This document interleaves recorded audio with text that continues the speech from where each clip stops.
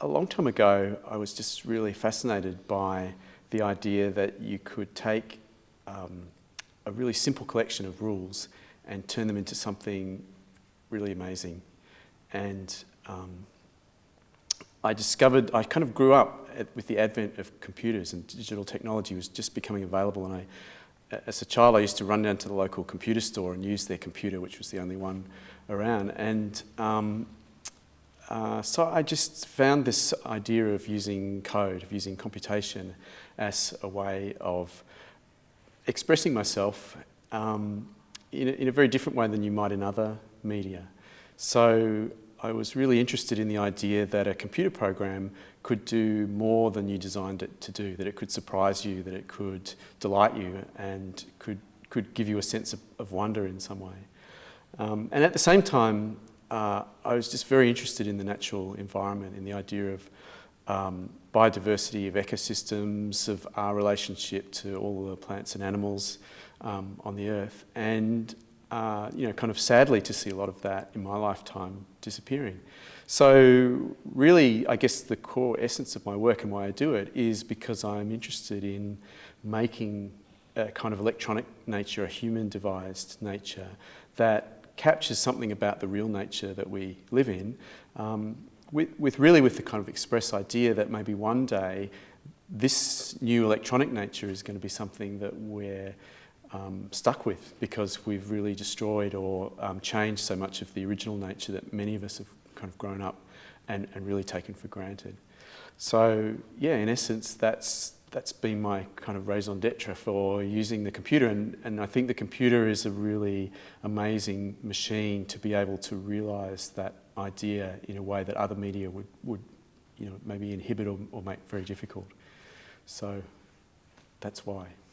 I was just by myself camping in a fairly remote area for 4 or 5 days, and you get a strange relationship starts to build up between you and the landscape that's not there if you're just visiting for a day or two, where time starts to really change. Your perception of time, I think, really changes significantly. So I would spend hours and hours and hours without consciously understanding how time was passing, just watching things happen. And to my surprise, it's a beautiful landscape, but there's an incredible amount of flora and fauna that's changing all the time, that's interacting, that you need to spend a long time there to see.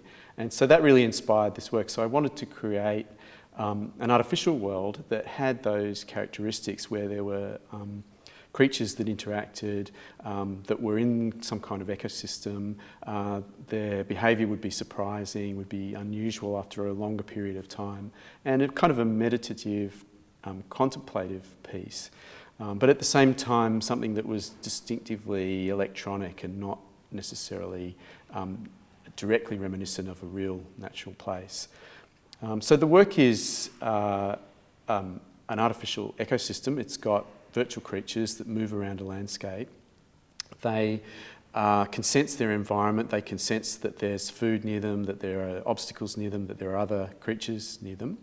And they have simple brains, but the brains are a system that's like an artificial intelligence, so they can learn.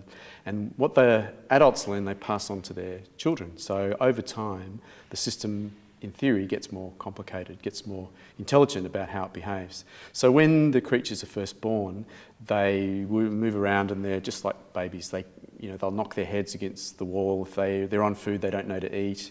But over time, they start to learn how to do that. And so they become better at surviving. And what really surprised me about this work was that they learnt lots of strategies that I never explicitly programmed in there. So the world has seasons, just like the earth has seasons: summer, autumn, winter, spring.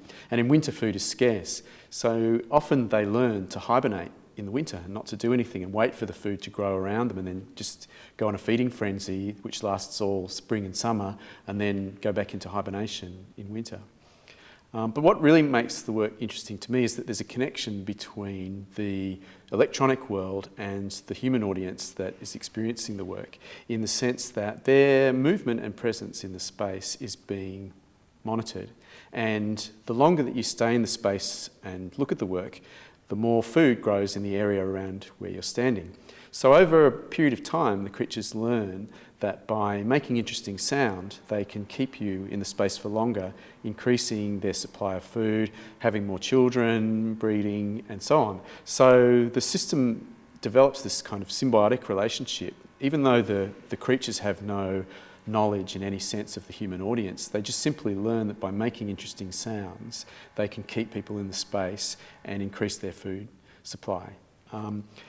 So it does develop this kind of symbiotic relationship between the audience and the work itself. And there's lots of kind of play between the nature of the projection, the virtual space, and the use of a fog machine to kind of make that space three-dimensional and to sort of penetrate the real space in which it's in. So it is kind of, it surprises me, which is what I really like about working in this medium, is that you write a program and you spend a long time doing it, but it still does all these things that you never imagined would be possible, and I think that's what really makes it exciting.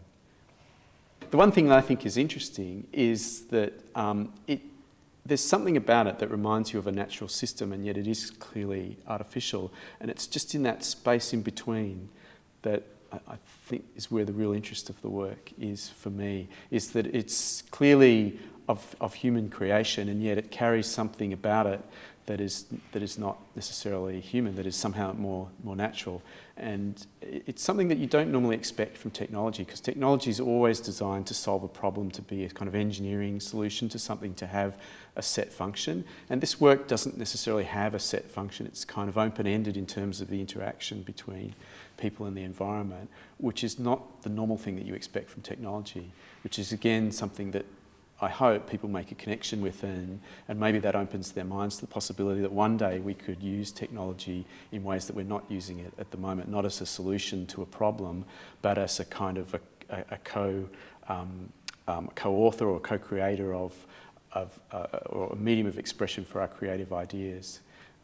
So yeah, for me, that's really what makes the work enjoyable to make, and hopefully people find it enjoyable to experience too.